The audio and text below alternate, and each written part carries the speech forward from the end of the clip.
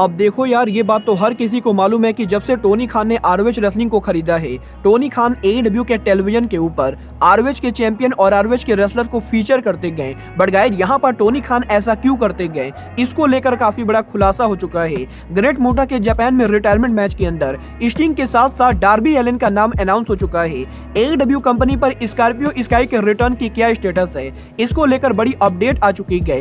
एडब्ल्यू के इस हफ्ते डायनामाइट शो के बाद पैक के इंजरी को लेकर बड़ी अपडेट आ रही है। और गाइस, ब्रायन डेनियल्सन उनका रिटायरमेंट कैसे लेंगे, इसको लेकर ब्रायन ने बड़ा खुलासा कर दिया है। तो गाइस, चलिए बिना किसी देरी के शुरू करते हैं इस वीडियो को। और गाइस, सबसे पहले बात करेंगे ग्रेट मुटा के रिटायरमेंट मैच की। वल्गार बात करें यहाँ पर द ग्रेट मुटा के रिटायरमेंट मैच की, तो गाइस जैसा कि मैंने आप लोगों को ऑलरेडी काफी बार बताया है, ग्रेट मुटा अगले साल प्रो रेसलिंग इंडस्ट्री से उनका रिटायरमेंट लेने वाले गए। और गाइस, करीबन 40 साल तक इस इंडस्ट्री में काम करने के बाद ग्रेट मुटा फाइनली रेसलिंग इंडस्ट्री को लीव करेंगे। और गाइस, यहाँ पर एडब्ल्यू के शो के ऊपर ग्रेट मुटा के डेब्यू करने के बाद अब ग्रेट मुटा के जापान में अगले साल होने वाले रिटायरमेंट मैच के अंदर स्टिंग भी शामिल होने वाले गए। और गाइस, यहाँ पर 22 जनवरी को योकोहामा अरीना के अंदर जब प्रो रेसलिंग नोवा के शो पर ग्रेट मुटा उनका फाइनल मैच रेसल करेंगे, गाइस इस मैच साथ स्टिंग भी शामिल होने वाले गए। बट गाइस, यही अब प्रो रेसलिंग नोवा ने ये अनाउंस कर दिया है कि योकोहामा अरीना में ग्रेट मुटा के फाइनल मैच के अंदर ग्रेट मुटा और स्टिंग के साथ साथ एडब्ल्यू सुपरस्टार डार्बी एलन सामने होने वाले गए।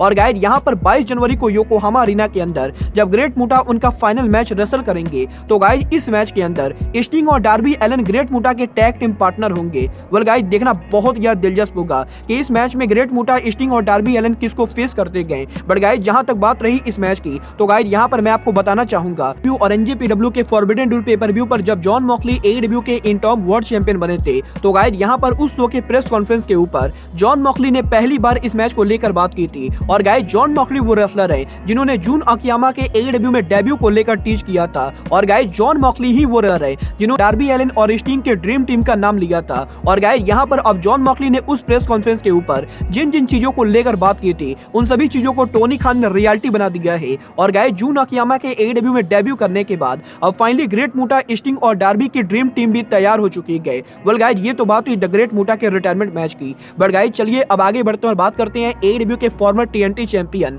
स्कॉर्पियो स्काई की। वेल गाइस, जैसा कि आप लोग एडब्ल्यू के शो को देख रहे होंगे, एडब्ल्यू के शो पर पिछले 3 से 4 महीनों से हमें farmer TNT champion Scorpio sky देखने को नहीं मिलेंगे। और गाइस, यहाँ पर जब से एडब्ल्यू के अंदर एडब्ल्यू ने अमेरिकन टॉप टीम की स्टोरी लाइन को ओवर किया है, तब से एडब्ल्यू के अंदर स्कॉर्पियो स्काई एडब्ल्यू के टेलीविजन पर अपीयर नहीं हुए हैं। बट गाइस, अगर आप लोग को नहीं मालूम है तो गाइस मैं आप लोग को बता दूं, स्कॉर्पियो स्काई पिछले काफी लंबे टाइम से इंजर्ड चल रहे थे। और गाइस, स्कॉर्पियो स्काई के फुट इंजरी की वजह से स्कॉर्पियो स्काई एडब्ल्यू के शो पर काम नहीं कर रहे थे। बट गाइस, यही अभी सबसे रेसलिंग ऑब्जर्वर ने इस चीज को कंफर्म किया है कि स्कॉर्पियो स्काई की इंजरी अब पूरी तरीके से हील हो चुकी है। और गाइस, स्कॉर्पियो स्काई एडब्ल्यू के शो पर रिटर्न करने के लिए मेडिकल तौर पर पूरी तरह से क्लियर हो चुके हैं। और गाइस, यहाँ पर जैसे ही टोनी खान के पास कोई बेहतरीन प्लान होता है, टोनी खान स्कॉर्पियो स्काई को एडब्ल्यू के टेलीविजन पर वापस लाएंगे।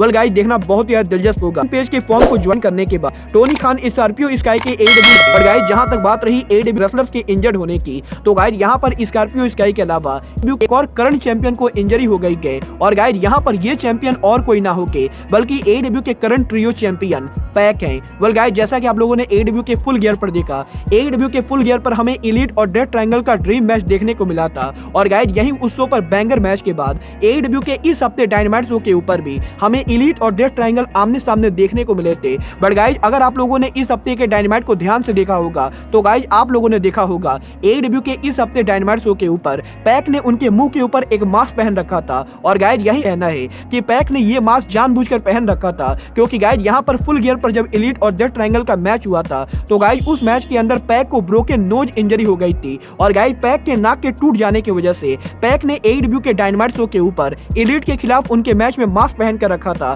ताकि पैक के नाक पर किसी भी तरीके की ब्रूटल चोट ना लगे। और गाइस, यहाँ पर पैक के इंजर्ड होने के बाद भी पैक एडब्ल्यू के इस हफ्ते डायनामाइट शो पर कम्पीट कर रहे थे। और गाइस, आने वाले एडब्ल्यू के काफी सारे डायनामाइट और रैम्पेज के ऊपर पैक के इंजर्ड होने के बाद भी पैक एलीट को फेस करने वाले गए। वेल गाइस, यहाँ पर मैं तो पर्सनली यही प्रे करूंगा कि एलीट और डेथ ट्रायंगल के आने वाले सम ब्रूटल मैचेस के अंदर पैक को कोई सीरियस इंजरी ना हो। बट गाइस, चलिए अब आगे बढ़ते हैं और बात करते हैं एडब्ल्यू के प्रेसिडेंट टोनी खान की। वेल गाइस, बात करें यहाँ पर टोनी खान की, तो गाइस इस हफ्ते टोनी खान के लेटेस्ट इंटरव्यू के अंदर टोनी खान ने आरओएच कंपनी के फ्यूचर को लेकर बात की थी। और गाइस, यहाँ पर टोनी खान ने फाइनली रिवील कर दिया है कि टोनी खान AEW के टेलीविजन के ऊपर ROH के चैंपियन और रेसलर्स को क्यों यूज कर रहे गए। और गाइस यहाँ पर टोनी खान का ये कहना है कि जब से टोनी खान ने ROH रेसलिंग को खरीदा है तब से ROH रेसलिंग कोई भी वीकली शो नहीं कर रही गए। और गाइस यहाँ पर ROH के 2 पेपर व्यू के अलावा ROH रेसलिंग ने इस साल और कोई भी इवेंट नहीं किया है। और गाइस क्योंकि यहाँ पर ROH रेसलिंग सिर्फ उनके पेपर व्यू को कर रही गए, तो गाइस यहाँ पर पेपर व्यू पर जो मैचेज होते गए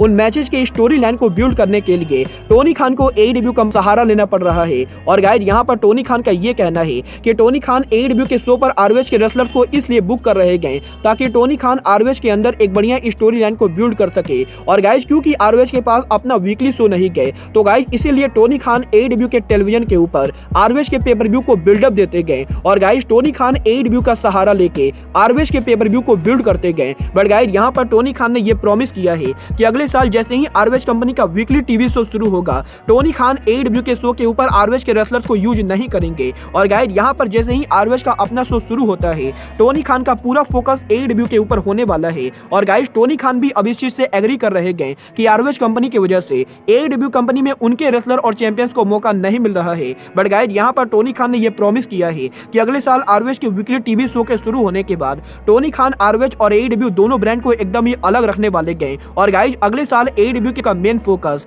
AEW के अपने चैंपियंस पर होने वाला है। वेल गाइस अब ये तो अगले साल ही मालूम चलेगा कि टोनी खान AEW के शो पर क्या कुछ चीजें करेंगे। बट गाइस चलिए अब आगे बढ़ते और बात करते हैं AEW सुपरस्टार ब्रायन डेनियल्सन की। वेल गाइस बात करें यहाँ पर ब्रायन डेनियल्सन की, तो गाइस जैसा कि मैंने आप लोग को ऑलरेडी बताया है, ब्रायन डेनियल्सन AEW कंपनी के अंदर वर्ल्ड चैंपियन बनने के लिए बिल्कुल भी बेचैन नहीं गए। और गाइस हाल फिलहाल में ब्रायन ने उनके इंटरव्यू में ये कहा था कि ब्रायन AEW कंपनी में सिर्फ मौज करने के लिए आए गए। और गाइस ब्रायन AEW के अंदर AEW कंपनी का कोई चैंपियन न बन के बल्कि AEW के यंग रेसलर को फेस करना चाहते गए। और गाइस ब्रायन AEW के अप एंड कमिंग रेसलर्स को बड़ा स्टार बनाना चाहते गए। बट गाइस यहीं अब ब्रायन के एक और लेटेस्ट इंटरव्यू के अंदर ब्रायन डेनियल्सन ने उनके पॉसिबल रिटायरमेंट मैच को लेकर बात की गई। और गाइस यहाँ पर ब्रायन डेनियल्सन ने जब उनके रिटायरमेंट मैच को लेकर बात की, तो गाइस यहाँ पर ब्रायन डेनियल्सन का ये कहना है कि रेसलिंग इंडस्ट्री में ऐसे बहुत सारे रेसलर्स हैं जो उनके रिटायरमेंट मैच को किसी बड़े अरीना या फिर बड़े क्राउड के सामने करना चाहते गए। और गाइस रेसलिंग इंडस्ट्री में ऐसे बहुत सारे रेसलर्स हैं जो उनके रिटायरमेंट मैच को लेकर काफी सारी लंबी चौड़ी प्लानिंग करते गए। बट गाइस ब्रायन डेनियल्सन का रिटायरमेंट मैच कब और कहां होगा, इसको लेकर ब्रायन डेनियल्सन ने आज तक कोई भी प्लानिंग नहीं की गई। और गाइस ब्रायन डेनियल्सन का ये कहना है कि हो सकता है ब्रायन डेनियल्सन का रिटायरमेंट मैच किसी इंडी रेसलिंग के ऊपर हो। और गाइस हो सकता है एक दिन जब ब्रायन डेनियल्सन किसी इंडी रेसलिंग पर कम्पीट कर रहे हो, तो गाइस उसके बाद ब्रायन रेसलिंग इंडस्ट्री से उनका रिटायरमेंट ले ले। और गाइस ब्रायन डेनियल्सन का ये कहना है कि ब्रायन डेनियल्सन उनके आखिरी मैच को किसी इंडिपेंडेंट रेसलिंग पर करना चाहते गए, जहां पर ब्रायन डेनियल्सन 200 से 300 लोगों के सामने उनका आखिरी मैच लड़ेंगे। और गाइस ब्रायन डेनियल्सन को नहीं लगता है कि ब्रायन डेनियल्सन उनके आखिरी मैच को इतना ज्यादा प्रमोट करके हाई प्रोफाइल करने की कोशिश करेंगे। वेल गाइस यहाँ पर ब्रायन डेनियल्सन के इस इंटरव्यू को सुनने के बाद अब ये चीज तो बिल्कुल ही क्लियर हो चुकी है कि ब्रायन डेनियल्सन के अंदर बिल्कुल भी ईगो नहीं गए। और गाइस ब्रायन डेनियल्सन रिक फ्लेयर की तरह कोई बड़ा मैच करा के उनके आखिरी मैच को प्रमोट नहीं करेंगे। वेल गाइस आपको क्या लगता है ब्रायन डेनियल्सन को उनके आखिरी मैच के अंदर किस रेसलर को फेस करना चाहिए, आप लोग मुझे कमेंट करके बताइए। बट गाइस अब आज के इस वीडियो में बस इतना ही। मैं मिलता हूं आपसे अपने अगले वीडियो में। बट गाइस तब तक के लिए goodbye, good night and bang.